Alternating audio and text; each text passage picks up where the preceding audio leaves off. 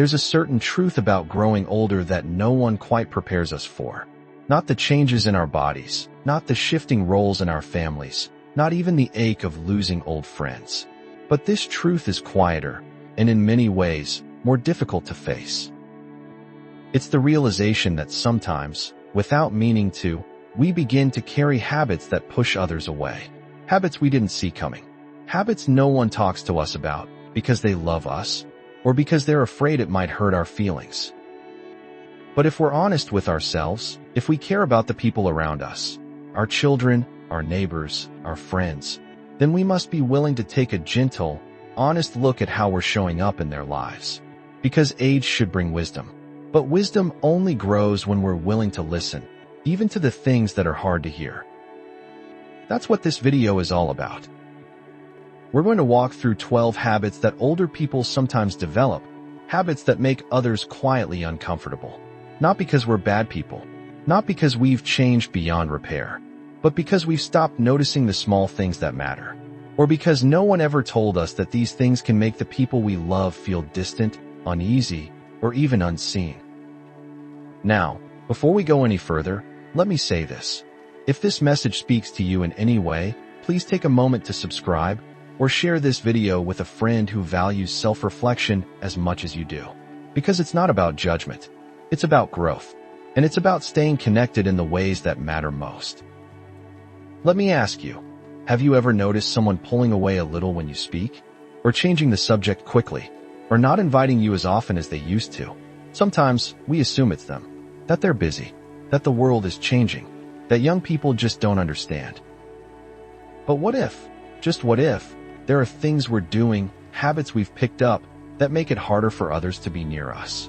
That make our presence feel a little heavier than we meant it to? It's not easy to think about, but it's necessary.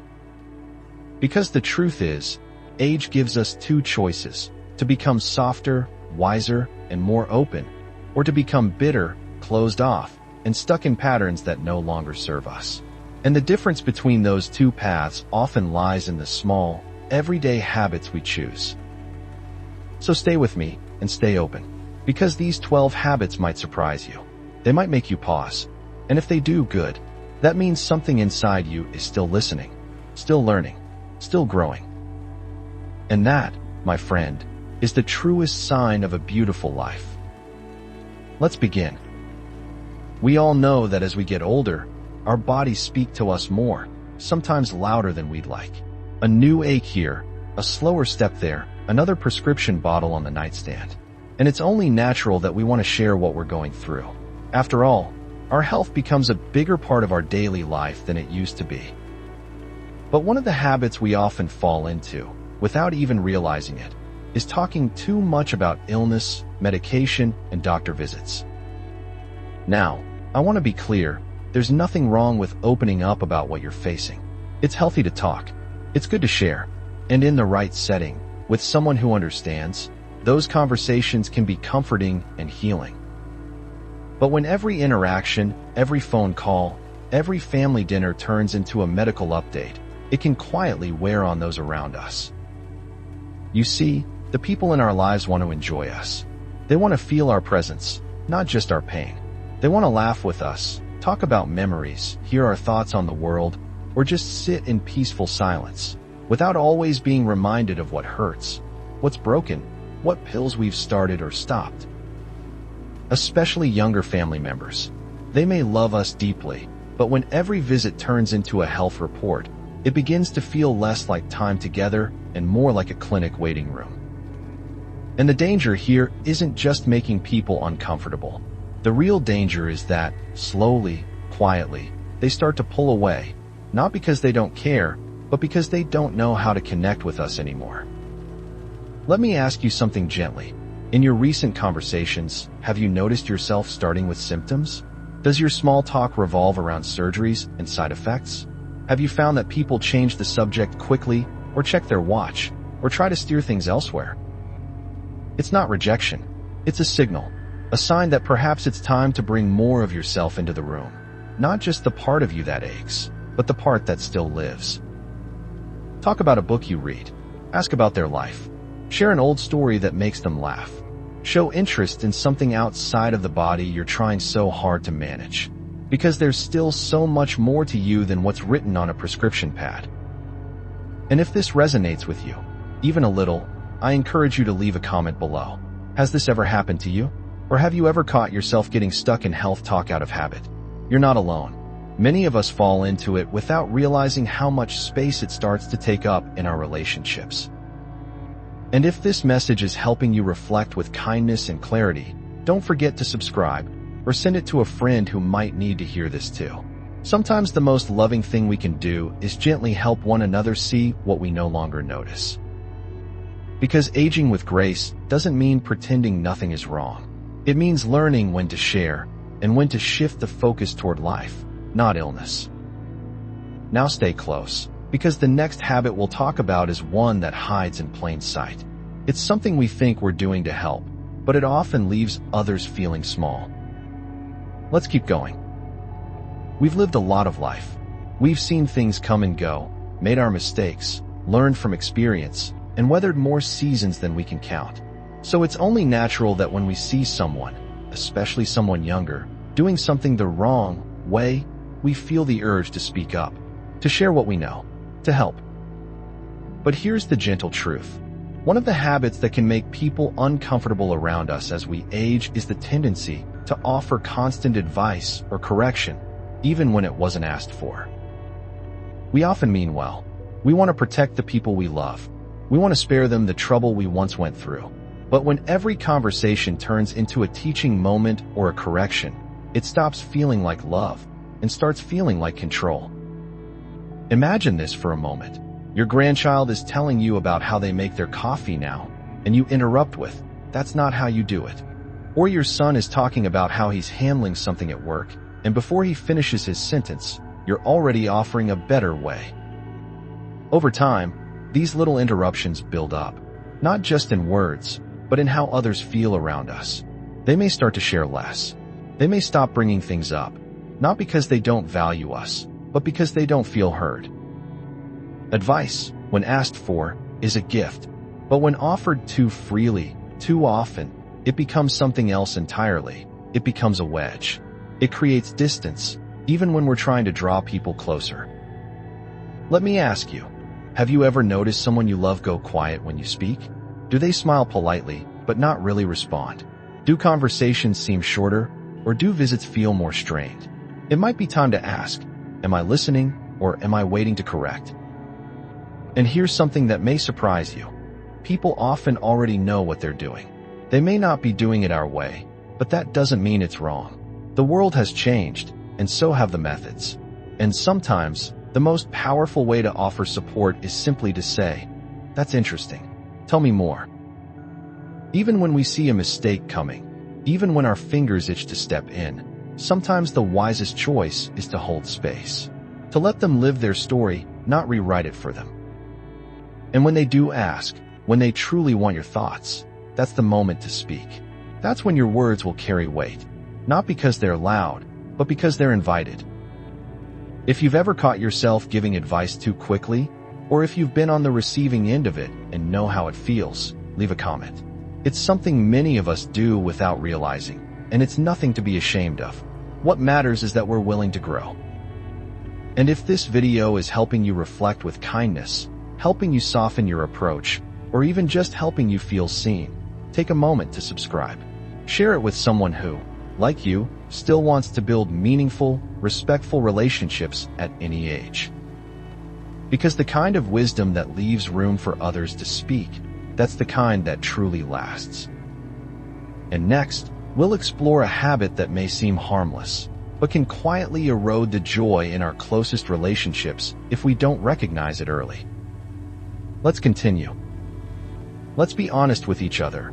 Life, especially in our later years, can feel heavier. The aches and pains, the disappointments, the way the world seems to move too fast and care too little. We've lost people we love. We've seen things change that we never imagined would. So yes, there are plenty of reasons to feel frustrated or disheartened at times. But one habit that quietly builds distance between us and those we care about, one that very few people have the courage to point out, is the habit of complaining too often. It's easy to slip into a small gripe here, a judgment there, a string of comments about how things used to be better or how nobody does things the right way anymore. We don't mean harm. We just think we're sharing what's on our mind. But slowly, those little comments can take over. They become the thread in every conversation. And without realizing it, we become the person others brace themselves to speak with, not because they don't love us, but because the energy feels heavy. People, especially younger generations, often don't know how to respond. They feel unsure whether to nod, change the subject, or defend their own experience. And slowly, they start avoiding the visits, the calls, the deep conversations. Not because of who we are, but because of the tone we've allowed ourselves to carry. And let me say this gently, negativity is contagious. Just as a smile can lift a room, a steady stream of complaints can darken one. Have you ever noticed that some people just feel good to be around? They don't fake cheerfulness. They're just light. It's not that their lives are easier. It's that they choose what they focus on. They laugh easily. They ask others about their lives. They share stories with a sense of perspective, not bitterness. You can be that person, too. Even now. Especially now. That doesn't mean you have to pretend everything is fine. It doesn't mean bottling up your feelings. It simply means being mindful of how much time you spend focusing on what's wrong, and how little time you may be giving to what's still right. So next time you catch yourself mid-complaint, pause. Ask, is this helpful? Is this necessary right now? Could I instead share a memory, a question, a bit of curiosity? Could I bring something lighter into this moment? Because the truth is, people are drawn to gratitude, to openness, to those who have lived long, seen much, and still find a way to speak with kindness and hope.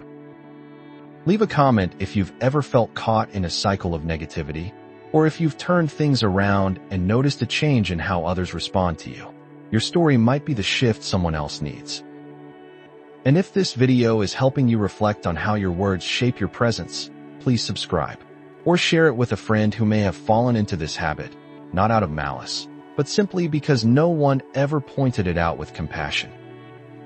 We all want to be heard, but let's make sure we're not only heard, but welcomed. Next, we'll talk about a habit that may seem like a virtue, but if left unchecked, it can quietly strain our closest relationships. Let's keep going. As we get older, we often find ourselves in the role of the wise one, the voice of reason, the person in the family or community who has seen it all. We've built homes, raised children, survived loss, and learned more lessons than we can count. So it makes sense that we feel responsible for how things unfold around us, especially when it comes to family. But there's a habit that sometimes grows from that wisdom, quietly, subtly, almost without us noticing. It's the habit of being too controlling, even when our heart is in the right place. It might look like telling your adult children how they should parent their kids, or insisting that holidays must be done the right way, your way. It might sound like, that's not how we did it, or, you should really listen to me on this. And it often begins with love, with protection, with tradition. But to those on the receiving end, it can feel like suffocation. You see, control doesn't always come through shouting. Sometimes it comes through quiet corrections, through guilt, through routines that no longer serve the people they were meant to comfort. It's not about power, it's about fear. Fear of becoming unnecessary, of being left out, of losing the sense of identity we've spent a lifetime building. But here's the truth. People, especially those we love most, need room to grow, room to try and fail, room to parent differently, to celebrate differently, even to disagree with us, without losing connection. When they feel that every choice will be met with disapproval or resistance, they begin to hide, or avoid, or slowly pull back. Have you ever noticed family members planning things without involving you? Have you felt surprised by a decision someone made without your input? That could be a sign, not of disrespect, but of self-protection, a sign that they've started choosing distance over conflict. But it doesn't have to stay that way. You can remain a strong presence without having to steer every ship. You can offer wisdom without needing control. You can be the elder they admire, not the one they work around. Try this the next time something doesn't go the way you'd prefer. Pause, breathe, and ask yourself, is this about safety, or is this about comfort? Am I truly protecting them, or am I protecting the way I've always known things to be? Let go gently, step back lovingly, and you might be amazed at how people step forward, not away. If this reflection resonates with you, share your thoughts in the comments. Have you ever caught yourself trying to take charge out of habit? Or have you found peace in letting others lead? These are the stories that help others soften too. And if this message is helping you become more aware, not to judge yourself, but to grow with grace, please subscribe. Or send this to a friend who may need a gentle reminder that love doesn't always need direction to be felt. Control may bring structure, but letting go, kindly, wisely, often brings us something even more valuable: trust. And next, we'll talk about a habit that hides behind memory, but if left unchecked, can quietly harm the people closest to us. Let's continue. We all carry stories. That's the beauty of growing older. We've lived through decades, witnessed the world shift, raised families, buried friends, and stood at the crossroads of countless moments. Our memories are treasures. Our past matters. But one habit that can quietly create distance, especially with the younger people in our lives, is constantly comparing everything today to how it used to be. It often begins innocently. You're at dinner, and someone talks about how expensive things are, and you say, "When I was your age, we could feed a family of 4 for $5. Or someone shares a parenting struggle, and you respond, "In our day, we just handled it differently." Now, there's nothing wrong with remembering, and certainly nothing wrong with sharing a slice of history. But when everything becomes a comparison, when the past is constantly held up as the gold standard, it leaves little space for people to live fully in the present. It also carries an unintended message that today isn't good enough. Younger generations already live under so much pressure. When we meet their stories with comparisons instead of curiosity, it shuts the door on connection. They stop opening up. They stop sharing. Not because they don't respect us, but because they don't want to feel dismissed or misunderstood. And let me say this clearly, your past matters deeply, but it doesn't need to compete with the present. Every generation faces different challenges. What came naturally to us may be foreign to them, and what they struggle with might be something we never had to think about. That doesn't mean either side is wrong. It just means the world keeps turning, and with it, the terms of life change. So instead of saying, "That's not how we did it," try saying, "That's different from how I remember. Tell me more." Instead of, "In my day," try asking, "What's that like for you now?" You might find that what they really need isn't a comparison, it's compassion. Let me ask you something from the heart. Do you find yourself telling the same stories over and over? Do you feel like people tune out when you start talking about the past? It may not be that they're ungrateful. It may be that they're longing for you to meet them where they are, not just where you've been. And it doesn't mean you should stop sharing. Not at all. Your stories are important, but make sure they're offered in a spirit of connection, not as a measuring stick. When the past becomes a bridge, not a barrier, that's when our wisdom becomes truly valuable. Leave a comment if you've ever caught yourself falling into this habit, or if you've found a way to balance memory with presence. These reflections are powerful reminders that we're not alone in trying to do better. And if this message is helping you soften, helping you see yourself in a new light, or just helping you feel understood, please subscribe. Or send it to someone who might not know how much they're still holding on to yesterday, even as today quietly passes by. Because memory is beautiful, but presence, that's where the real connection happens. Stay with me. In the next habit, we'll talk about something that might seem harmless on the surface, but it can hurt others more than we think if we're not paying attention. Let's keep going. Sometimes, we speak quickly. We make a little joke, a passing comment, a familiar saying from the world we grew up in. We don't mean harm. It's just how we've always talked. We may even think it's funny or lighthearted. But one habit that quietly pushes people away, especially across generations, is saying things that come across as insensitive, dismissive, or even offensive without meaning to. It can happen during family dinners, when someone shares a story about a friend who lives differently, and we say, "That's just strange." Or when someone opens up about mental health, and we respond, "Back in my day, we didn't have time to be depressed." Or we tease a grandchild about their appearance or their choices, thinking we're being playful, but not realizing we've just struck something vulnerable. It's not always the words themselves, it's the weight they carry.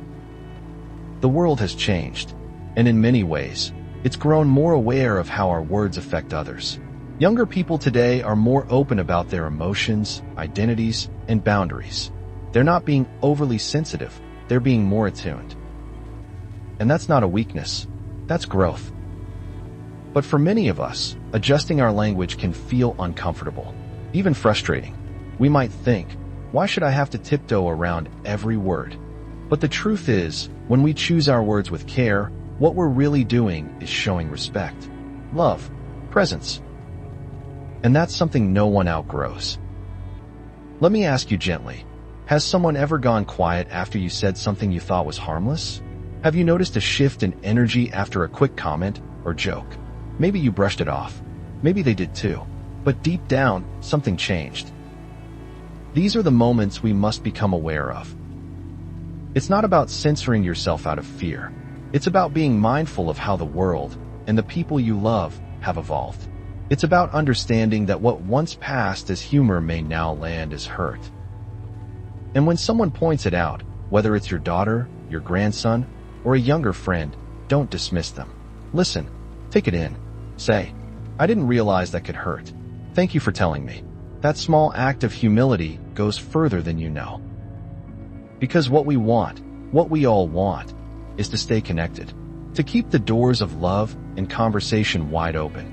And sometimes, that means learning a new language of compassion.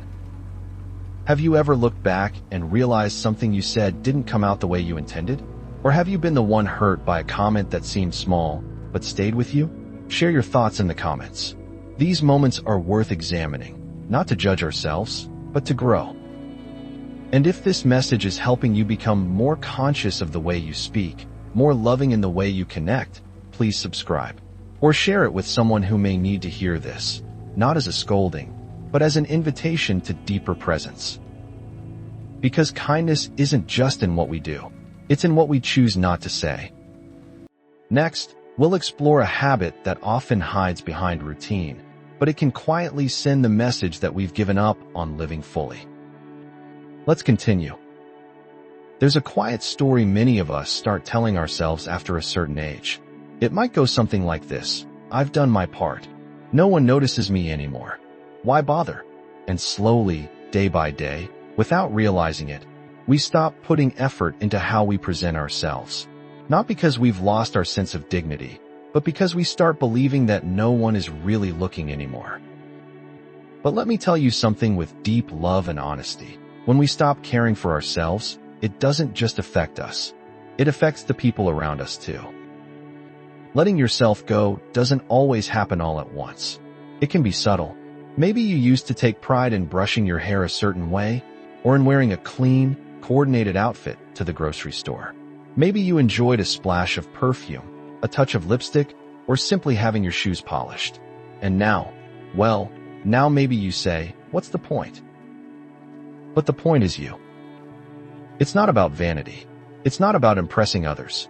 It's about honoring the body and spirit that has carried you this far. It's about saying, "I still matter."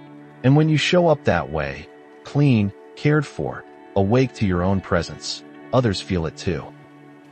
Neglect, even the quiet kind, can make others uncomfortable. They may not know how to respond. They might hesitate to invite you places or wonder if something deeper is wrong. It doesn't come from judgment, it comes from concern. Because how we treat ourselves sends a message. "I'm still here," or "I've already checked out." And the truth is, no matter how old you are, you still have today. And that makes you worthy of care. Now, this doesn't mean pretending to be younger than you are. It doesn't mean squeezing into clothes that don't feel good or covering up every wrinkle. It simply means showing up in a way that reflects self-respect. It means combing your hair, putting on something fresh, taking a moment to look in the mirror and smile, not out of ego, but out of recognition. You're still you, and that still matters. Let me ask you gently, when was the last time you got dressed for yourself? Not for a gathering or a guest, but simply because it made you feel present in your own skin? Have you stopped doing small things that once made you feel human? If so, you're not alone. Many of us slip into this space quietly, but today can be the day you begin to reclaim those little rituals, not out of obligation, but out of celebration. If you've ever struggled with this, or if you've had a moment of realizing how much better you feel when you simply take care of yourself, share that in the comments. You never know who you'll inspire to do the same. And if this message speaks to something stirring inside you, if it's helping you remember that your reflection is still worth looking at, please subscribe. Or send this video to someone who may have forgotten just how much presence they still carry. Because beauty doesn't disappear. It just waits quietly for us to remember it again. In our next habit, we'll talk about something even more subtle. It shows up in tone, in posture, in the stories we tell ourselves, and it can quietly close the door on connection if we're not careful. Let's continue. Life isn't always kind. As we age, we've collected not only memories and wisdom, but wounds. Some healed, some still tender. Some, if we're honest, left to sit for so long they hardened into something heavier, bitterness. And bitterness doesn't always look angry. Sometimes it speaks softly, through sarcasm, through silence, through sighs that carry more than just air. It shows up in small comments like, "No one cares what I think," or "Everything's gone downhill since." And over time, it colors everything, even the joy that tries to make its way in. We don't set out to become bitter. It happens when hurt isn't released, when we hold on to old disappointments, betrayals, regrets, when we watch people we loved walk away, or choices we made not turn out the way we hoped. And instead of grieving, instead of healing, we start carrying it, on our faces, in our tone, in our presence. Bitterness quietly builds walls. It makes people feel like they have to walk on eggshells. Like no matter what they say, they'll be met with another complaint, another, "Well, that's just how life is," or another story of how someone let us down. And soon, they stop coming around. Not because they don't love us, but because the heaviness becomes too hard to carry alongside their own struggles. Let me ask you gently, do you find yourself replaying the same stories of pain? Do you talk about old arguments more than old laughter? Do you feel a sense of coldness when someone brings up a topic you'd rather leave buried? Bitterness doesn't protect us. It isolates us. But here's the beautiful thing. You don't have to carry it forever. Forgiveness, even if it's silent, even if the other person is no longer here, is possible. Not for their sake, but for yours. Releasing resentment is not forgetting what happened. It's simply choosing not to let it shape every room you walk into. You still deserve lightness in your heart. You still deserve mornings where the first thing you feel is not weight, but peace. And if you've ever caught yourself sinking into bitterness, or if someone once told you, gently or otherwise, that you seem distant, hard, or always upset, let that be a sign, not a failure, but of a chance to soften again. Leave a comment if this speaks to something you've been carrying, or if you've found a way to release bitterness and found joy again on the other side. These stories matter. They remind us that change is possible, even late in life. And if this message is helping you take a deeper breath, or see yourself in a kinder light, please subscribe, or share it with someone who may not know just how much they're still holding on to. Because bitterness doesn't need to define your final chapters. Grace can. In our next moment, we'll talk about something many of us use as a form of self-protection, but when left unchecked, it can quietly close the door on joy. Stay close. There's comfort in routine. There's peace in the familiar. And after so many years of learning, building, adapting, and enduring, sometimes we just want life to settle. We want things to stay the way they were when they still made sense to us. But here's the quiet truth. When we flatly refuse to try anything new or scoff at the changes happening around us, we send a message, often without meaning to, that we've stopped growing, that we've closed the door to curiosity. And that message doesn't just echo inside of us. It reaches the people around us too. Maybe it sounds like, "I don't understand these new phones, and I don't care to." Or, "Why would I ever eat that?" Or maybe you roll your eyes at a new trend, or wave off a suggestion to try a new activity with. That's for young folks. And while those comments might feel harmless, or even humorous, over time, they quietly say something deeper. "I'm done participating." And when others feel that, they stop inviting us. They stop sharing new music, new experiences, new ideas. Not out of disrespect, but because they don't want to be dismissed, or corrected, or laughed at for simply being curious. Let me ask you, have you ever declined something without really considering it? Has a child or grandchild shared something with you, and you found yourself shaking your head before they even finished? We all do it sometimes, but when it becomes a pattern, it creates distance. Now, trying new things doesn't mean you have to love everything. You don't need to embrace every modern gadget or pretend to enjoy tofu. But it does mean saying yes sometimes, even when you're unsure. It means leaning in instead of always stepping back. Try a new dish, even if just a bite. Watch a movie someone younger recommends. Let someone show you how an app works.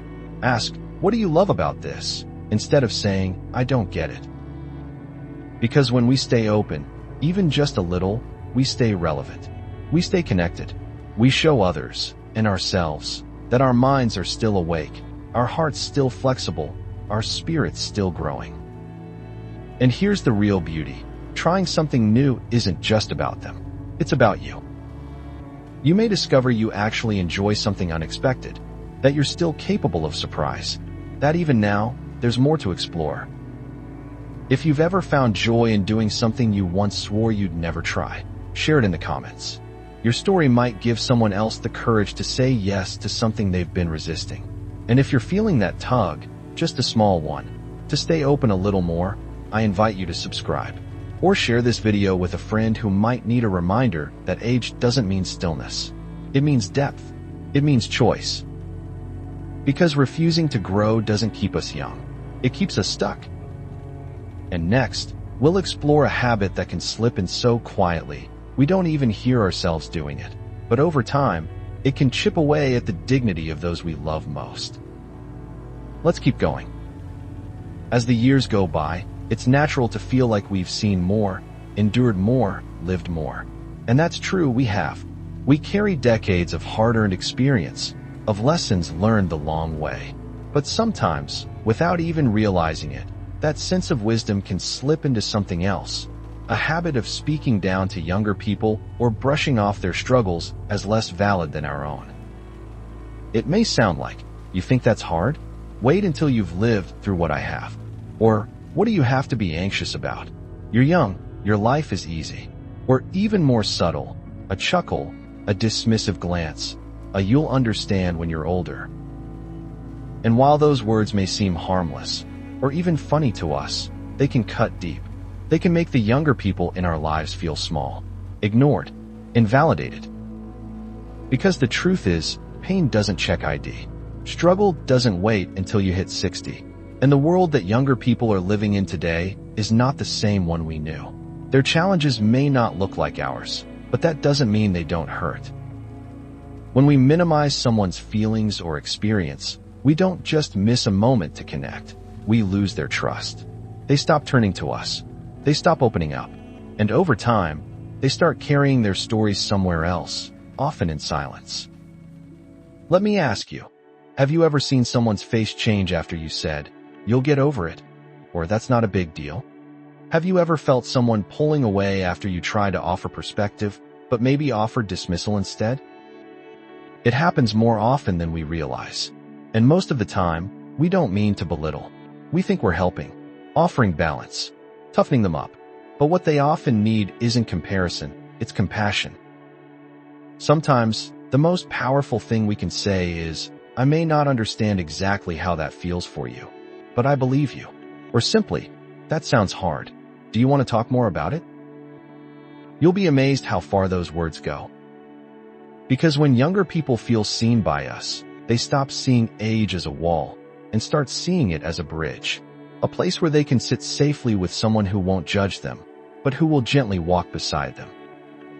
And if you've ever felt dismissed yourself, especially in your younger years, then you already know how much it matters to be heard. So let's not become the people who forget what it's like to be young, uncertain, or overwhelmed. Let's be the ones who make space for others, the way we once wished someone would for us. Leave a comment if this resonates. If you've ever learned to soften your response, or if you've seen someone blossom simply because you chose to listen instead of correct. And if this message is helping you deepen your relationships, especially across generations, don't forget to subscribe. Or send this video to a friend who may need to remember that our words still carry weight, even when we speak them with a smile. Because lifting others up doesn't cost us anything, and doing it with grace, that's the kind of legacy we want to leave behind. Next, we'll turn to a habit that often starts with a sense of disappointment, but if we're not careful, it can make our world smaller than it needs to be. Let's keep going. With time comes not only wisdom, but also wounds. We've had misunderstandings, disappointments, and words we wish we could take back. Some relationships have faded. Some were cut off in a single argument. And often, we carry these moments with us, not out of hatred, but out of hurt. Sometimes, we even forget the details. We just remember the feeling, they were wrong, or I was never treated fairly. And so, a dangerous habit begins to form, one we don't always talk about. It's the habit of quietly walking away from people, shutting doors instead of leaving them cracked open, of giving up on relationships not because they're beyond repair, but because pride, pain, or silence has grown too wide to cross. We say things like, they know where to find me if they want to apologize, or I've done my part, or worse, I don't need them anymore. But here's what often gets lost in that story. While we're waiting for them to reach out, they may be waiting for us. And in the waiting, the relationship wilts. We lose time. We lose birthdays. We lose the chance to say things that still matter deeply, even after the hurt. Let me ask you gently, do you have someone in your life you no longer speak to? A child, a sibling, an old friend? Can you remember how the distance started? Or has it been so long now that you've accepted the silence as permanent? I understand. There's a certain kind of pain that feels easier to live with than to reopen. But if we're not careful, we start believing that peace equals silence. And that's not always true. Sometimes, peace begins with a hard conversation, a letter, a call, a single moment of saying, I don't want this to be the end. Holding on to pride, especially when it's coated in pain, might feel strong, but real strength? It often looks like softening. And no, not every relationship needs to be restored. Some were never safe to begin with. But many, so many, are simply waiting for one brave voice to say, let's try again. Or even, I'm still thinking of you. That voice could be yours. Because the older we get, the more we understand, time doesn't always heal. Sometimes it hides. And if we wait too long, we risk running out of chances to say what our hearts still carry. If you've ever taken that first step toward healing with someone, share it in the comments. Or if there's someone you still think about, but haven't yet reached out to, let this be your sign. You're not weak for wanting to reconnect. You're wise for knowing what matters most. And if this message stirs something inside you, if it reminds you that some goodbyes can still be turned into hellos, please subscribe. Or share this with a friend who's been holding a grudge for far too long and might be ready to lay it down. Because pride may feel safe, but forgiveness feels free. Next, we'll reflect on one final habit, one that may be the most important of all, because it influences everything else we've talked about so far. Stay close. Perhaps the quietest and most harmful habit we can carry into our later years is this one. Not a habit of speech or behavior or appearance, but a habit of the heart, the belief that it's too late. Too late to mend a relationship. Too late to pick up a new hobby. Too late to soften your tone, change your attitude, or make peace with your past. Too late to start again. Too late to grow. We say things like, "That's just how I am," or "Old dogs don't learn new tricks," or "I've lived this long, I'm not going to change now." And it sounds like confidence, like acceptance, like wisdom, but more often than not, it's a quiet surrender. And I want to tell you, gently, lovingly, and truthfully, that this belief is a lie. You are still alive. You are still breathing. You still have time. And that means it is not too late. It is not too late to apologize. It is not too late to forgive. It is not too late to take better care of your body, your mind, or your spirit. It is not too late to be curious, to learn, to listen, to change. It is not too late to leave behind bitterness and become someone softer, kinder, more joyful than you've ever been. Change doesn't belong to the young. It belongs to the willing. And the people who love you, the ones still around you, are watching. They notice when you hold on to old ways, even when they no longer serve you. But they also notice when you surprise them, when you soften, when you learn something new, when you show that your heart is still open, still growing. That kind of shift can repair more than just habits. It can repair relationships. It can bring generations closer. It can model a kind of strength that says, "I am never too proud or too old to become a better version of myself." Let me ask you something that only you can answer. Is there a habit you know you need to break, but you've told yourself it's too late? Is there something about your tone, your words, your posture toward life that could shift, but you've said, "This is just who I am"? What if that wasn't true? What if you could wake up tomorrow and decide, "I may be 70 or 80 or 90, but I'm still capable of growth"? Not to erase your past, but to honor it. Not to become someone new, but to become more fully who you were always meant to be. If you've ever made a small change late in life and seen how deeply it affected those around you, share it in the comments. You never know who you'll inspire. And if this message feels like a gentle nudge to your soul, I invite you to subscribe. Or send this to someone you love who has started to believe they're too set in their ways. Because the truth is, you are not done. You are still learning, still growing, still becoming. And next, we'll take one final step together. We'll close this journey with a reflection on what it means to age not just gracefully, but purposefully, consciously, and beautifully. Stay close. So here we are.